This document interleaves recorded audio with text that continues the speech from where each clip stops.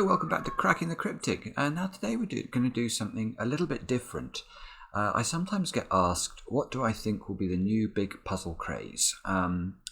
Is there a puzzle out there that could take over from Sudoku?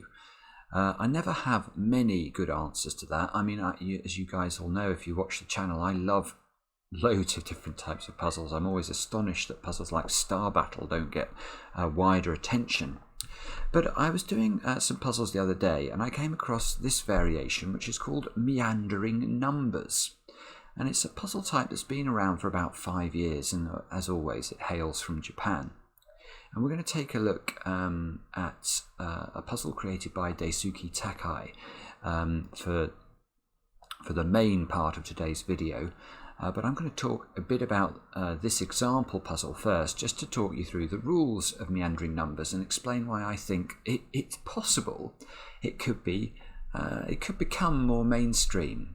What I like about it is it has incredibly simple rules, and I find it really fun and sort of therapeutic to do. It's not as hard, I think, as normal Sudoku, although some of the more complicated grids can get a little bit tricky. And it's definitely, I think, suitable for algorithmic creation, i.e. I'm certain if you can create Sudokus, you could create meandering numbers. So let's look at how the puzzle works. So we need to place a number in each cell. So far that sounds quite easy. The numbers within an area go from 1 to the size of that area. So if we look at this 3-celled area, we've got to fill this area with the numbers 1, 2 and 3. This 5-celled area has got to be filled with the numbers 1, 2, 3, 4 and 5. Consecutive numbers need to be horizontally or vertically adjacent. Okay, well that makes sense. So what that means is that we've got to go sort of orthogonally from one number to the next number. So, if we were to put a 1 in this square, we can't put the 2 diagonally. We have to put it either upwards or to the left. Cells with equal numbers, and this is the critical sort of difficult bit, I suppose. Cells with equal numbers, which obviously have to be in different areas, must not touch even diagonally. So that is quite a serious constraint. So knowing that, I'm going to just get rid of those instructions there. I'll put something else up on the screen that'll show you the instructions. Let's look at how we can solve this example puzzle. So this is quite a basic one. And just to talk through some of the rules I've picked up as I've tried these over the last couple of days. If we look at this area here, this L-shaped area, because it essentially is only one cell wide, you never have a choice about how you move from one cell to the next. So we know this must either be 1, 2, 3, 4 or 5, or the other way round, 1, 2, 3, 4, 5. Now, in both those cases, that number was a 3, so we could fill that in. We can do a similar thing up here. There's no options about how this moves, so that's going to have to be the 2. Now let's have a look at this area now. Again, there's no options regarding how this area moves, but here we can use our diagonal constraint, because if the 1 is at this end, we would go 1, 2, 3, and these 3's would connect. So it must go this way. 1, 2, 3, 4, 5, 6, 7, 8. Oops. Like that. Now, if we go back to this area again, you can see if I put the 1 here, this area will be a 5, or this cell will be a 5, and that will connect diagonally to that 5 there, which is not allowed. So we can go this way.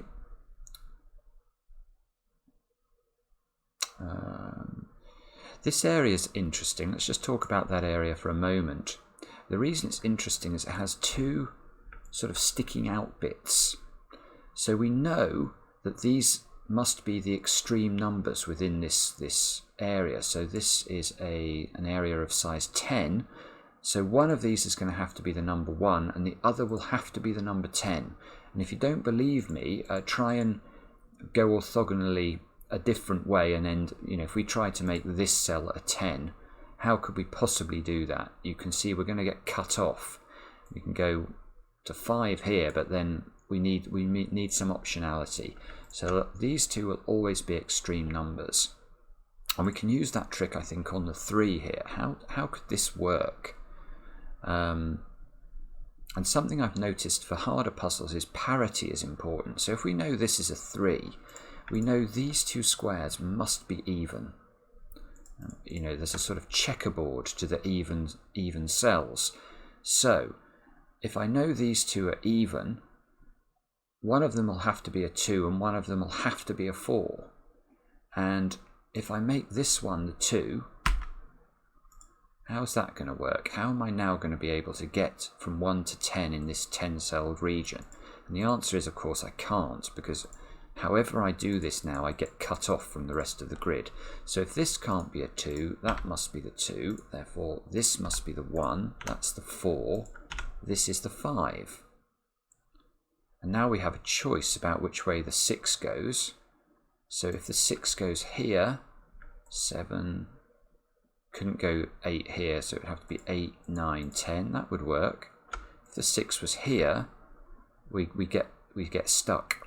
Because if this is a 6, where can I put the 7? I can't put it here, it's next to another 7, so I'd have to put it here, and now I can't sort of go orthogonally to all the squares. I'm cut off again.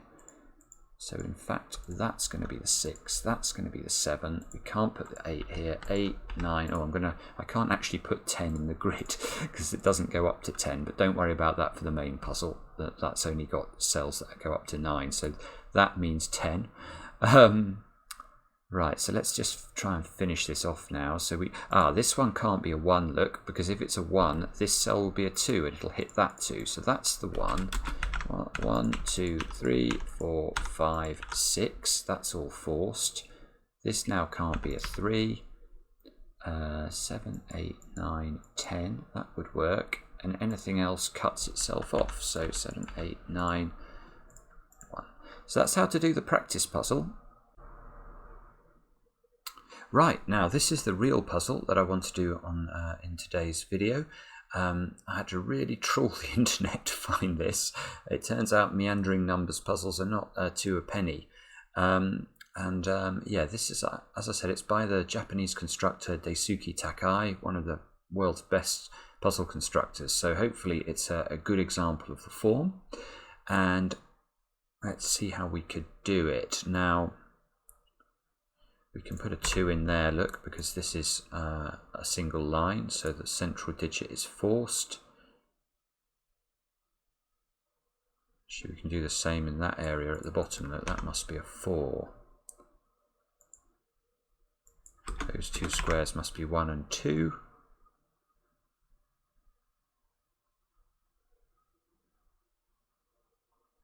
And well, this square's got to be a 1 or a 5 because it sticks out from its region. So you can see it can't be a 5 because of the 4 up there. So that's 1. Oops, that's 1. That's 2.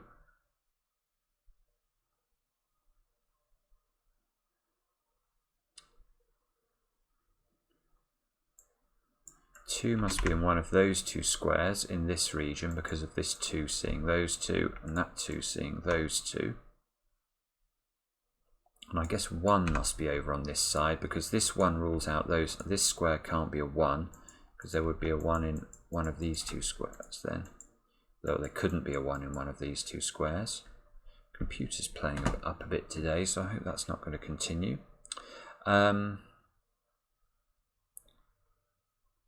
Now this 1 rules out a 1 from that square, so that's going to have to be 9. Therefore that's 8.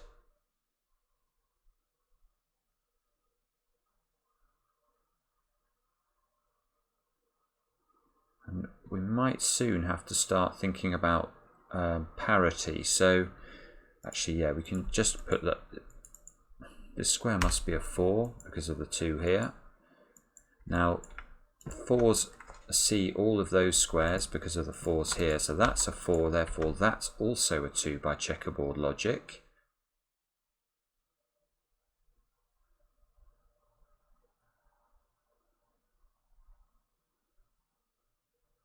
This square must be a 1 or an 8, but the 5 here means that these 2 squares are even. Therefore, by checkerboard logic, these are the even squares in this shape.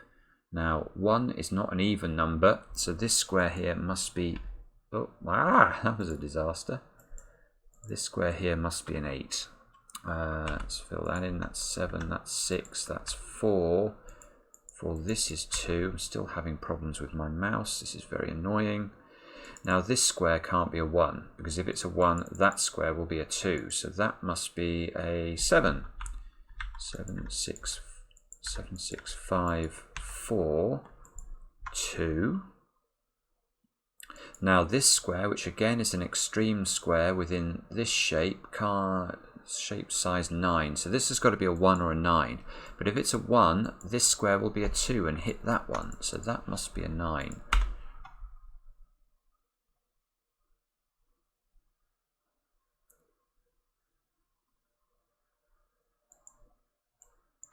Let me just look at this. So you can see there are 3 more even squares in this shape. And this square down here sees a 2. So I'm sorry, I'm having real problems with my mouse at the moment. This square here must be a 4 or a 6. Now,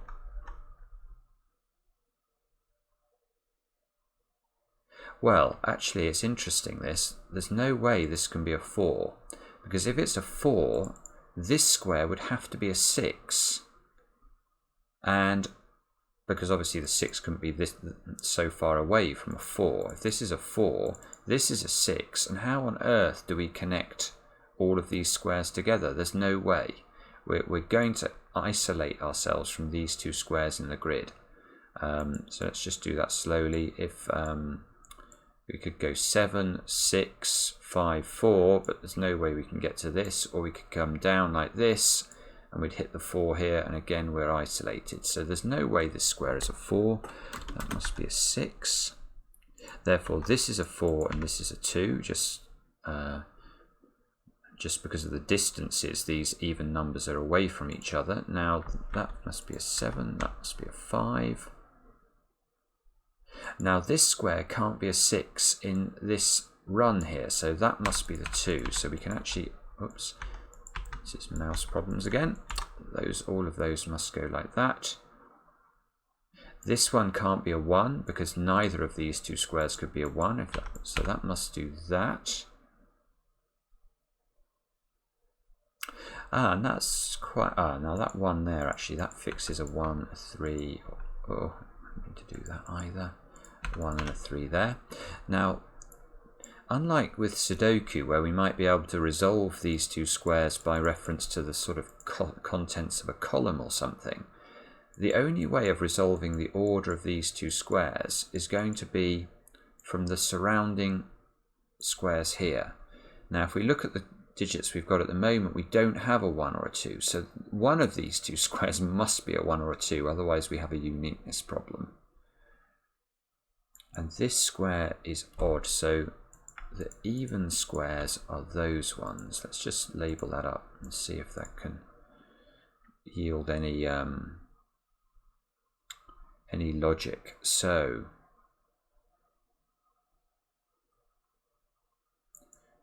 if this is the 8, we would go 7, 6, 5, 4, 3, 2, 1. That's fine, that doesn't break. If this is an 8, 7, 6. Now if this is an 8, we can't come down here with the 5 because that's going to hit that 5.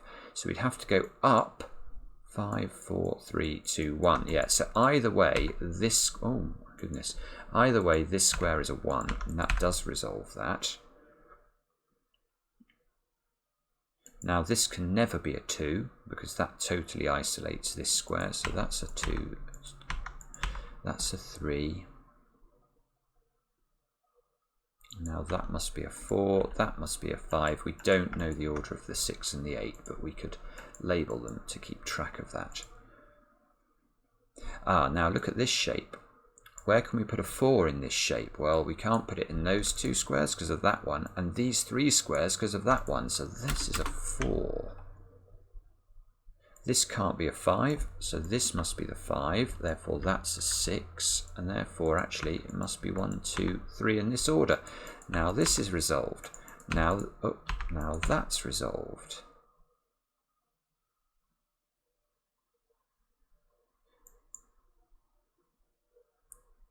So the even squares here are those squares.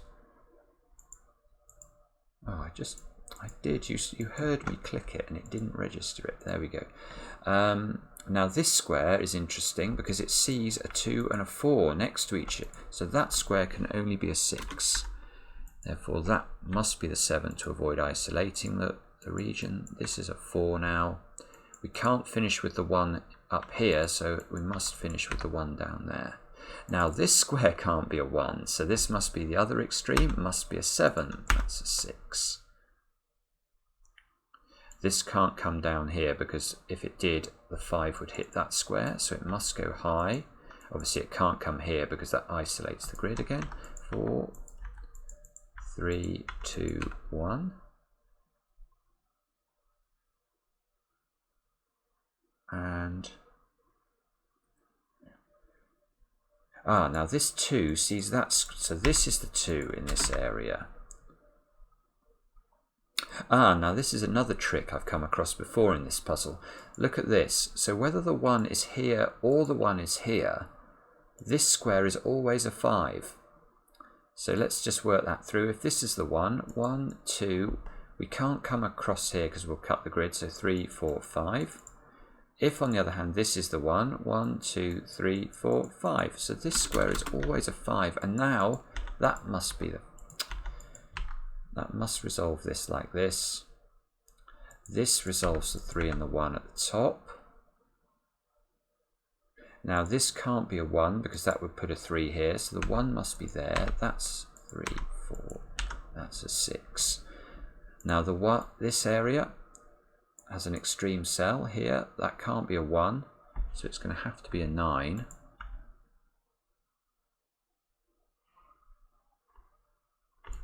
So checkerboard, yeah, I see. So checkerboard logic requires these squares to be even. And look, we've got 2's there, ruling out these squares from being 2's. So this must be the 2. Now we can't put a 6 here because it's too far away from the 8. So that must be the 6. This must be a 4. That must be a 5. 3, 1, 7. And we're just left with this little shape. So I can see the 1 here rules out 1 from those squares. So one of these must be the 1. This can't be a 1, because if it is a 1, either this square, we'd either have to go 1, 2, 3, and that breaks this 3, or 1, 2, 3, and that breaks with that 3. So that's not 1. Is this the 1? 1, 2...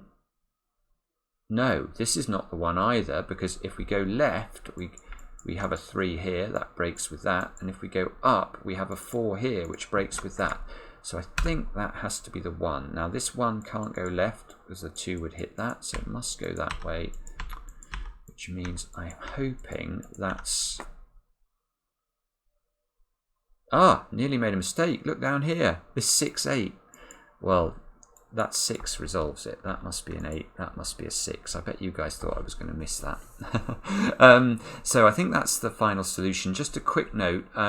If you click check, it will say that you have got a mistake. And that's because the checker in our software looks for a Sudoku solution. It's trying to check all of the rows, columns and regions for the numbers from 1 to 9. So that isn't not going to work on a meandering numbers puzzle. So if you do want to check your solution, then have a look and see if it agrees with mine. I hope mine's right. Let us know what you thought of the puzzle. I'd be very interested in your feedback, whether you agree with me that it should have a bit more profile, I think. I enjoy these, and we'll be back soon with another edition. Cracking the Cryptic.